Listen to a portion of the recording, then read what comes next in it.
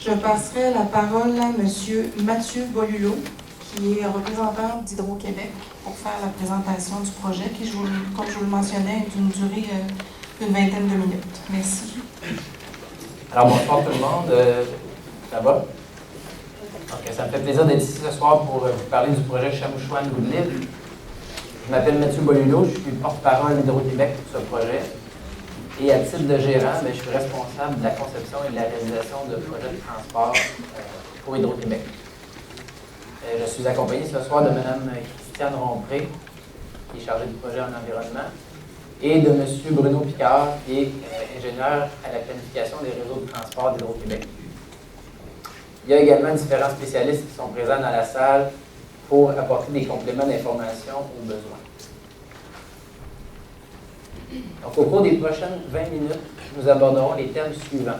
Donc, le projet et sa raison d'être, la démarche d'évaluation environnementale et de participation des publics, le projet retenu, ses impacts et les mesures d'atténuation, le coût du projet et les retombées économiques, et finalement, on va aborder le calendrier de réalisation prévu. En 2010, des études menées sur le réseau de transport ont démontré la nécessité de construire une nouvelle ligne à 735 000 volts, 735 kV, entre le poste de la Chamouchouane au Lac-Saint-Jean et le poste du bout de l'île à Montréal. La solution initiale consistait à construire un lien direct d'environ 400 km entre les deux postes. Nous allons constater au cours de la présentation qu'à la suite de nos rencontres avec le milieu, le projet a passablement évolué. Le réseau de transport d'électricité d'Hydro-Québec doit s'adapter à l'augmentation de la consommation d'énergie et doit évoluer afin de permettre d'acheminer cette énergie du lieu où elle est produite jusqu'à l'endroit où elle est requise. Donc, voici notre réseau de transport principal à l'écran. Donc, c'est une grande toile. Donc, et toutes les lignes, en ce sens que toutes les lignes sont reliées entre elles par les petits triangles qui sont ici, qui sont des postes. Et on dit de ce réseau-là que c'est un réseau qui est intégré. Donc, c'est-à-dire que l'électricité qui est produite à plus de 1000 km au nord, peut emprunter différents chemins pour se rendre dans les lieux de consommation situés dans le sud de la province. Donc, ce réseau-là, le réseau principal d'Hydro-Québec, est de plus en plus sollicité. En effet, depuis 1994, Hydro-Québec a intégré au réseau près de 4300 MW de nouvelles productions pour répondre à l'augmentation des besoins des Québécois sans construire de nouvelles lignes à 735 kV. C'est l'ajout de moyens technologiques, comme la compensation série, qui a permis de maintenir la bonne performance du réseau. Donc, on voit un peu un exemple de compensation série, de compensation série ici.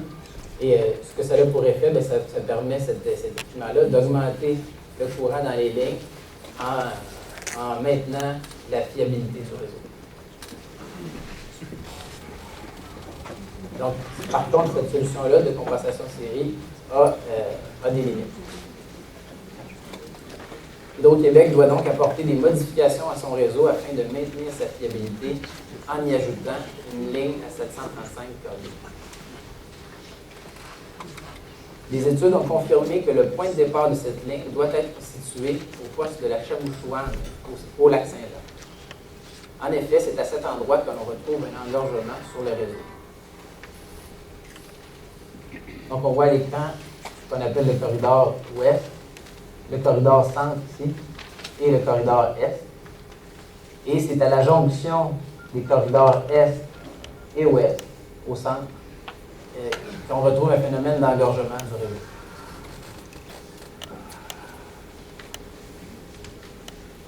Donc, le schéma qu'on voit à l'écran illustre la situation, donc, à l'engorgement.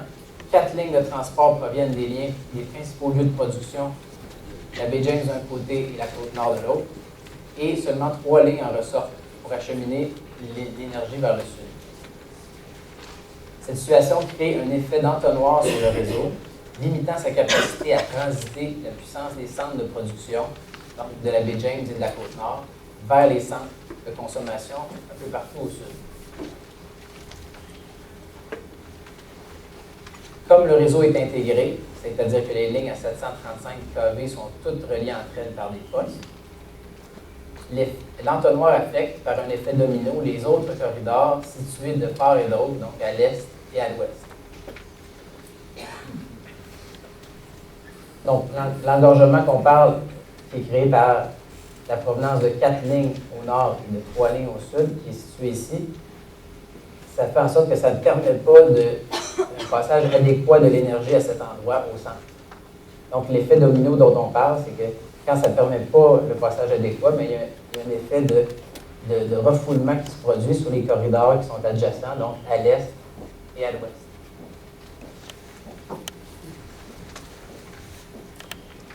Les études ont également démontré que le point d'arrivée de la nouvelle ligne à 735 kV devait être le poste du bout de l'île situé sur la pointe est de l'île de Montréal.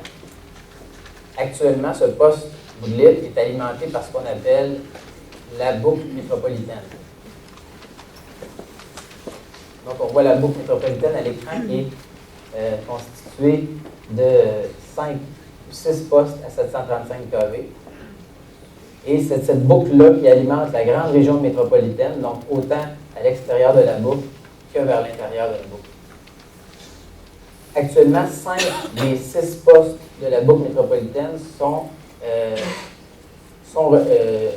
leur alimentation indépendante. Donc, on voit les lignes 735 kV qui sont des alimentations indépendantes qui viennent de l'extérieur de la boucle. Et il y a le poste bout de l'île ici qui n'a pas actuellement son alimentation indépendante. Donc, l'ajout d'une source d'alimentation au poste bout de l'île permet de renforcer l'alimentation de la boucle métropolitaine et ça permet aussi au poste bout de l'île de répondre à la croissance de la demande de l'est de l'île de Montréal et du sud de la Naudière. Parmi toutes les solutions étudiées, le projet de ligne constitue le meilleur choix parce qu'en plus de solutionner les problèmes de congestion du réseau, il permet d'ajouter un lien fiable et robuste conçu selon les critères d'après-verglas. Il permet de réduire les pertes électriques causées par la surcharge des lignes et il permet d'assurer une évolution efficace du réseau pour les années à venir. Donc maintenant, on va parler de la démarche environnementale. Afin de déterminer le meilleur tracé de ligne, Hydro-Québec réalise une évaluation environnementale sur le territoire traversé. Pour le projet Chamouchouane-Bout de l'Île, compte tenu de l'importance de la longueur de la ligne et de la diversité des milieux rencontrés, l'évaluation environnementale a été complétée en 2 grandes étapes visant à identifier graduellement les corridors et ensuite différents choix de tracés. Pour démarrer l'étude de corridors, il a fallu délimiter une vaste zone d'étude de 20 000 km² s'étendant dans les régions du Saguenay, Lac-Saint-Jean, de la Mauricie, de la Naudière et de Montréal. Cette zone d'étude a fait l'objet d'un inventaire détaillé. Voyons les éléments dont nous devons tenir compte pour dégager les corridors propices à l'implantation de l'immeuble. Les aires protégées doivent être évitées. Par exemple, le Parc national de la Mauricie, les réserves de biodiversité et certains secteurs des réserves fauniques du Saint-Maurice et de la Mastigouche. Dans la mesure du possible, nous évitons aussi les parcs régionaux actuels et prévus.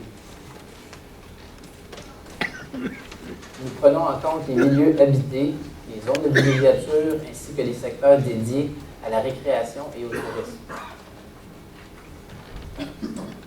De même, il est important de prendre en considération les projets de développement urbain. Nous évitons le plus possible les paysages valorisés, les milieux humides et les habitats fauniques, d'espèces fauniques, à statut particulier. Une fois les éléments sensibles identifiés et cartographiés, ils sont regroupés géographiquement. L'équipe de projet peut ensuite dégager des corridors de 5 à 10 km de largeur qui correspondent aux zones les plus propices à l'implantation d'une ligne de transport d'électricité. Ces corridors sont alors présentés aux différents milieux d'accueil qui sont consultés pour participer au choix du corridor préférable. Le premier exercice de consultation s'est déroulé à l'automne 2011. Au Saguenay-Lac-Saint-Jean, en Mauricie Dans les communautés autochtones et à Montréal, un corridor préférable a été retenu parmi les variantes qui ont été proposées. Dans la Naudière, les échanges avec le milieu ont permis d'envisager un nouveau corridor à la hauteur du réservoir Taureau, qui a été retenu comme corridor préférable. Au terme de cet exercice, nous avions donc un corridor préférable pour l'ensemble du projet. Maintenant, à l'intérieur du corridor retenu, des études environnementales et techniques plus détaillées ont été réalisées afin d'élaborer différentes variantes de tracé. En 2012, Hydro-Québec a présenté ces variantes de tracé au milieu pour consultation. Les commentaires émis ont permis de procéder à certains ajustements. Par exemple, au Saguenay-Lac-Saint-Jean et en Mauricie, le tracé a été modifié dans plusieurs secteurs de villégiature pour limiter les impacts visuels de la ligne ou pour éviter des zones de chasse particulièrement valorisées.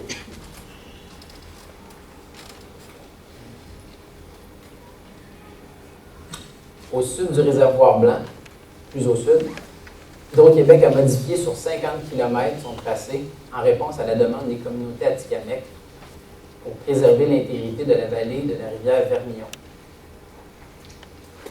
Au nord de la Naudière, les modifications ont été apportées à la hauteur du lac Saint-Sébastien, à Saint-Zénon, pour réduire l'impact visuel du projet. Au sud de la Naudière, Hydro-Québec a procédé à un important changement de projet à la suite des consultations avec le milieu.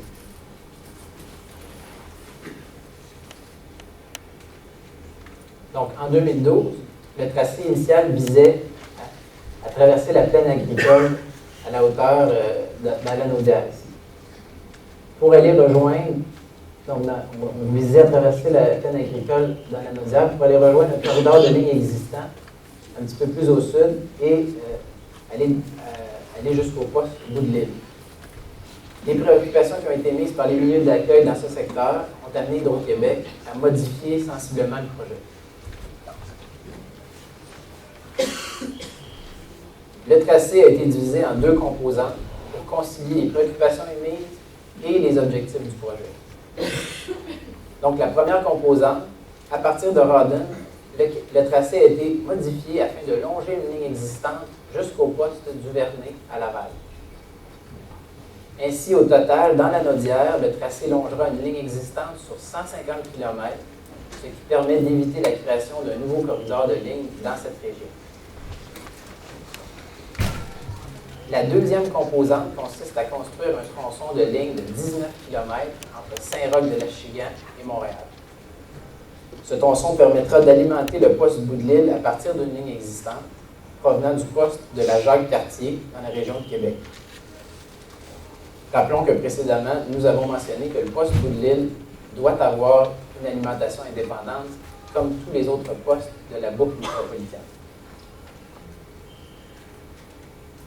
Depuis 2010, c'est donc plus de 250 rencontres et échanges avec la population qui ont eu lieu dans l'ensemble des régions concernées. Nous avons effectué plus de 14 bulletins d'information, mis en ligne une page web, les cartes d'inventaire et l'application Google Earth ont offert aux participants la possibilité de suivre l'évolution du projet. Au terme de l'activité de consultation, le projet a été adapté au milieu. Il totalise près de 425 km composés en deux parties. Une ligne de 406 km reliant le poste de la Chamouchouane au Lac-Saint-Jean et le poste du Vernet à Laval. Cette ligne permet de régler le problème d'engorgement au niveau du poste de la Chamouchouane. Et un tronçon de ligne de 19 km permettant d'offrir au poste de l'île une alimentation indépendante à 735 kV. Les modifications apportées en réponse aux demandes du milieu ont amené Hydro-Québec le tracé de ligne à traverser des secteurs qui n'étaient pas prévus initialement. Parmi ceux-ci, la partie ouest de Terrebonne, où Hydro-Québec planifiait la construction d'un nouveau poste et d'une ligne pour répondre à la croissance locale en électricité.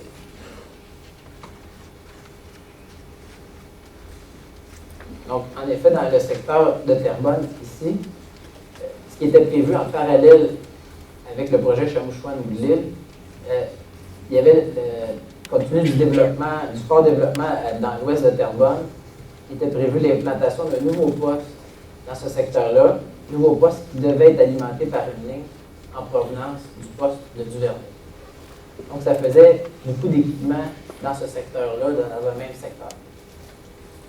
Au printemps 2014, on a pris un temps d'arrêt qui était nécessaire pour voir la possibilité de jumeler le projet de ligne en provenance de la Chamouchouane au projet du poste régional. Hydro-Québec propose donc une solution optimale qui permet d'atténuer les effets cumulatifs des deux projets sur le territoire de Terrebonne.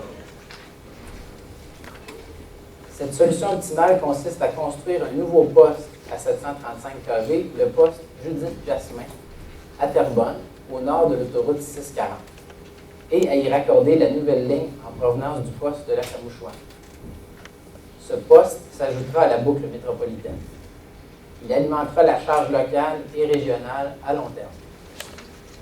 Cette solution s'avère avantageuse pour Terrebonne et Laval puisqu'elle permet d'éviter les travaux prévus au sud de l'autoroute 640 dans un milieu fortement urbanisé et dans le milieu sensible de la traversée de la rivière des Mille.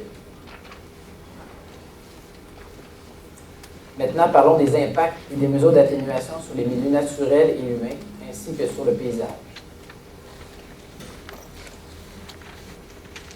Le principal impact du projet sur le milieu naturel est lié au déboisement de l'emprise qui entraîne des pertes de peuplement forestier et un empiètement sur certains milieux humides boisés. Hydro-Québec protège la végétation dans les milieux sensibles, par exemple les bordures des cours d'eau et les vallées. On préserve également des écrans visuels boisés en bordure des routes principales. Ces méthodes de déboisement ont également un effet positif sur la faune. Hydro-Québec compensera pour les pertes de couverts forestiers dans les municipalités qui comptent moins de 30 de superficie boisée. Les activités de déboisement seront suspendues pendant la période la plus intense de la chasse à l'orignal, très valorisée dans la partie nord du territoire touché. Pendant les travaux, nous emprunterons le plus possible les chemins existants afin de limiter l'ouverture du territoire. De façon générale, dans le cadre du projet de ligne, l'impact sur le milieu agricole est lié à la perte de superficie exploitable causée par la présence des pylônes, dont le positionnement final sera discuté avec les agriculteurs touchés. Par ailleurs, le principal impact du poste Judith-Jasmin à Terrebonne est lié à la perte d'une quarantaine d'hectares de superficie exploitable en territoire agricole protégé. À l'heure actuelle, les terres visées par le projet sont des sablières et gazonnières. 5 propriétés devront être acquises par Hydro-Québec sur l'ensemble du nouveau tracé, sur les 400 km, car elles sont situées dans l'emprise de la ligne projetée. Les impacts visuels de la ligne en milieu habité peuvent être atténués de différentes façons. Ainsi, à Mascouche, où la future ligne longe l'autoroute 25 sur 5 km, des discussions seront entreprises avec le ministère des Transports du Québec pour implanter un écran boisé à la limite de l'emprise de l'autoroute. À Terrebonne et Montréal, l'utilisation de pylônes tubulaires contribuera à améliorer l'apparence visuelle des lignes. Pendant la période de construction de la ligne, Hydro-Québec mettra en œuvre un programme de surveillance environnementale permettant de s'assurer que les engagements pour protéger l'environnement soient respectés par les équipes sur le terrain. Dans les années suivant la construction de la ligne, des études seront réalisées pour évaluer l'efficacité des mesures d'atténuation des impacts. Elles pourront être rectifiées au besoin. Le coût global de réalisation du projet est estimé à 1,35 milliard de dollars, soit 957,5 millions pour la construction des lignes, 121,8 millions pour la modification au poste existant. Le coût estimé du nouveau poste Judith-Jasmin et son intégration au réseau sera de 260,4 millions. Les retombées économiques du projet au Québec sont estimées à environ 1,1 milliard de dollars, soit plus de 80% des investissements. Le projet créera l'équivalent de plus de 1000 emplois à temps plein au Québec sur une période de 5 ans. et c'est plus de 1500 travailleurs qui seront à l'œuvre pendant les périodes de pointe dans les années 2017 et 2018.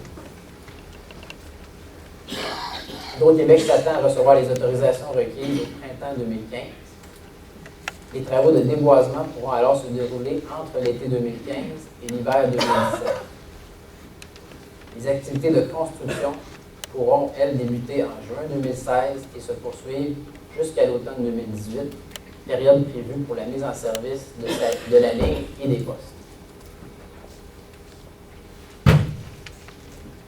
En résumé, le projet de la Chamouchouane-Gouisville est essentiel pour assurer la fiabilité et la sécurité du réseau de transport d'électricité desservant l'ensemble de la clientèle québécoise.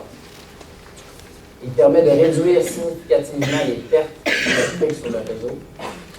Il est adapté aux préoccupations et demandes émises par l'ensemble des collectivités traversées. Le projet met de l'avant des mesures d'atténuation appropriées pour réduire les impacts. Et finalement, la période de réalisation amènera des retombées économiques de plus d'1 milliard de dollars et créera des centaines d'emplois au Québec. Je vous remercie de votre attention. Je suis maintenant disponible pour répondre aux questions.